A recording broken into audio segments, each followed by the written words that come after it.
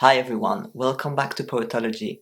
This is going to be a journal video, and to get started I will show you two illustrated travel journals that I have made 10 years apart. The first one was in 2013 and the second in 2023. These are two separate trips where I regularly sketched things that were going on around me, and I used these two accordion notebooks for that purpose.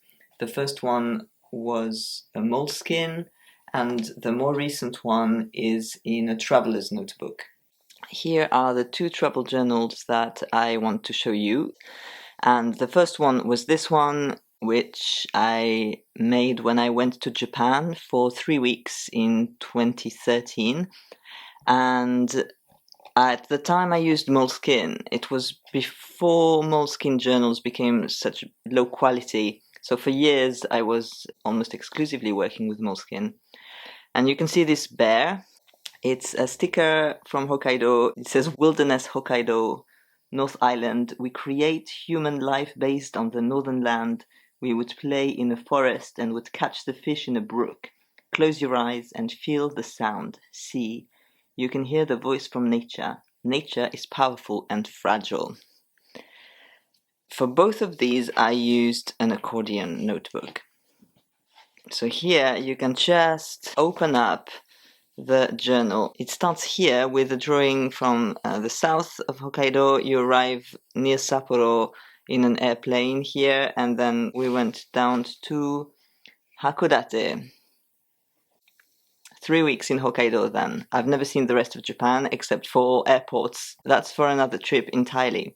So here we were in Hakodate, where there was an onsen footbath that I loved, cafes with really nice things, huge fish markets. And I wasn't vegan when I went to Japan. I became vegan soon after, so at the time I was still eating at least some of these creatures. Here is a big temple gate. And then we moved from there to Asahikawa and went to Furano, to Daisetsuzan National Park. We had a walk in the woods, so many animals, like this little frog and this hare.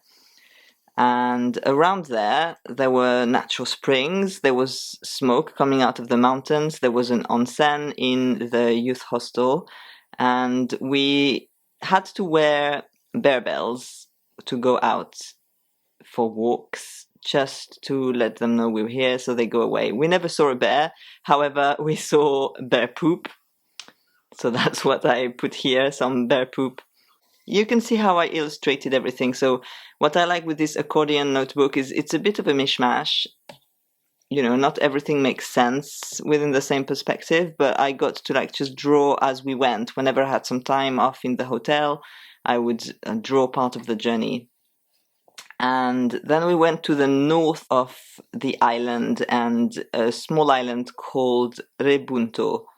So this is Rebun, and here are Edelweiss flowers, which as a Swiss I found quite funny because they had planted lots of alpine flowers. So you get these amazing alpine flowers growing in the middle of the sea pretty much. From that island you can see another island here, which is also really famous because it's this volcanic island and many people go just to climb this mountain. However, we only admired it from afar. And that's where I had the craziest experience perhaps of the trip, which was, what can I call it? It was a youth hostel with lots of organized activities. I'm not sure how to exactly describe it, but this is what it is. People welcoming us when the ferry arrived and then sending us off at the end saying "Itarashai." And yeah, it was pretty amazing. We had to wake up at 6:30 though. We went back to Wakanai from the island, and then Abashiri. I guess we had a stop in Abashiri with some sushi. And then we went to this peninsula, to a place called Utoro, where there were a lot of deer around. And it's a pretty incredible place because in winter there is ice drifting on the sea around there.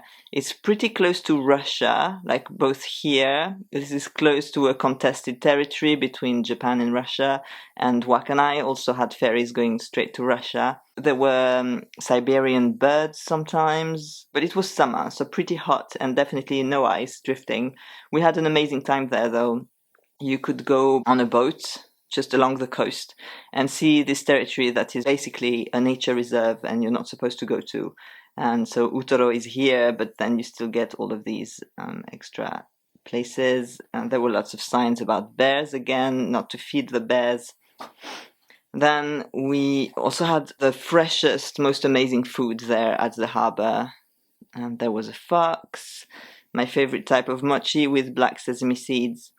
And then we had to go back from Utoro by train back to Sapporo, and in Kushiro we ended up waiting there for hours close to a tree because the train was cancelled.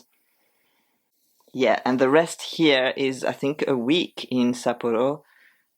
This was a dog shop with like poor little dogs in aquariums looking very sweet and miserable.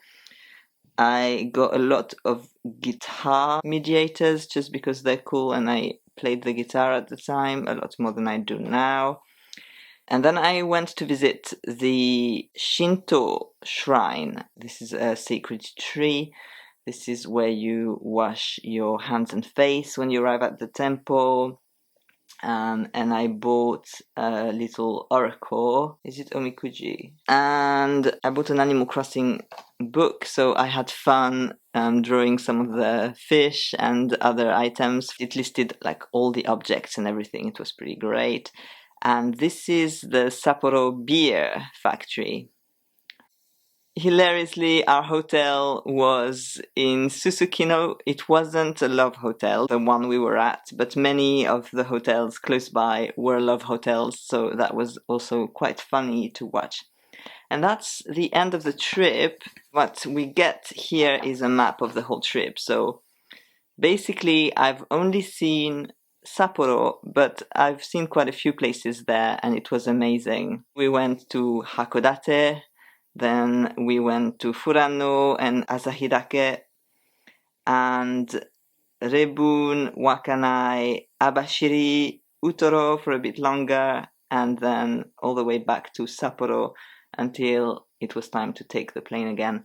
And so, yeah, I really loved the format of this trip because with this you get both continuity and flexibility. I had a rough idea of how many pages I had to fill in how much time, to sort of keep up, but it was quite flexible. And so I think this is probably the best travel journal that I've made and something that I'd like to do again. And for a special trip like my Japan trip, I haven't done many trips like that. So that's definitely a really cool memory to have. Here is the more recent one, which is also an accordion one, but not as long. I think I did it upside down. It was in Poland with my partner who is from Poland. And I was reading a second-hand copy of Love Town by Michał Witkowski. And so that kind of made being in that region quite interesting. So we started in Opole. Here is the town in Opole. This is a dog toy. There's a story behind that. And spent some time in Wrocław. We drove to Wrocław, even though we didn't spend a lot of time there. I really liked the vibe of the town, and I had a quote from the book about Wrocław, which I've put here. The metropolis of Wrocław on a summer night, just before daybreak. It's about 4 a.m. The tarmac lit by street lamps, the streets empty. And from there, we were driven to the mountains. And here are the mountains. We went to Karpacz, basically, where there's a summit called Żnieszka. I'm very sorry about my Polish pronunciation, which is very approximative. I also apologize for this sticker. But basically, we got to spend a bit of time in the mountains, which was amazing. I come from the mountains. I love mountains. I feel very much at ease in the mountains. And so these are some of the things that could be seen around. Then we went back to a little cottage in a place called Nivki and spent a lot of time in that family cottage because I need to rest a lot nowadays. So that's what we did. And we had meals there in the garden. I saw my very first hoopoe. And finally, we also drove to Warsaw, where I was originally supposed to go for some tests and that were cancelled. So we had a bit of time to spend in town. You can see this in another video that I've posted recently.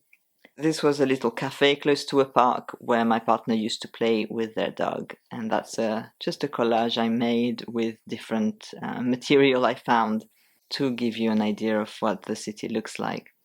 So that's all I did. This was a slightly shorter trip, but yeah, I really recommend this. You've got some flexibility, but you also have to just keep going. Once you've decided to make a notebook like this, be committed to finishing it, even if it doesn't always look as good as you would like. Personally, I use ink, as you can see. So if it's not very good, well, it's not very good. Some of the drawings I'm very happy with and some not so much. And that's just how it is. But whatever the result, it's just amazing to have these kinds of memories from a trip or even just from your everyday life. My plan is to make more videos about journaling soon. I would like to show you the journals I keep day to day, which are usually heavily reliant on writing with some illustrations and use of stickers and other things. It's just a little trickier because they're usually meant to be private. They're not really meant to be shared, unlike these travel journals that I made for myself, but also so I can show it to other people. It's a little different from taking pictures, and it's a really amazing memory to have. If you decide that you want to make your own travel journal, I recommend choosing a notebook you like, but don't put yourself under too much pressure not to waste it, because when you are doing work in it, not everything will look great at first, and you may never be happy with some of the sketches, but believe me, it doesn't matter that much in the long run, because capturing those memories is what really is key.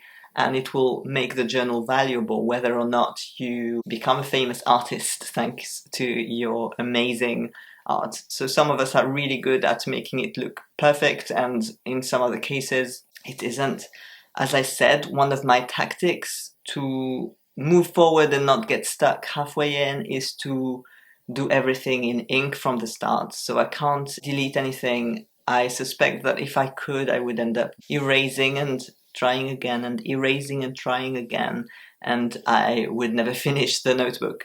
So that way, even if it doesn't look perfect, I just move on, because the purpose is to finish the notebook and have great memories from the trip. Please subscribe to this channel if you enjoy the content, so you won't miss any new videos. And let me know what you think of these journals and whether you have given it a try before, how you like to remember your trips, and if you think you're gonna give this a go. I look forward to seeing you very soon in the next video. Bye!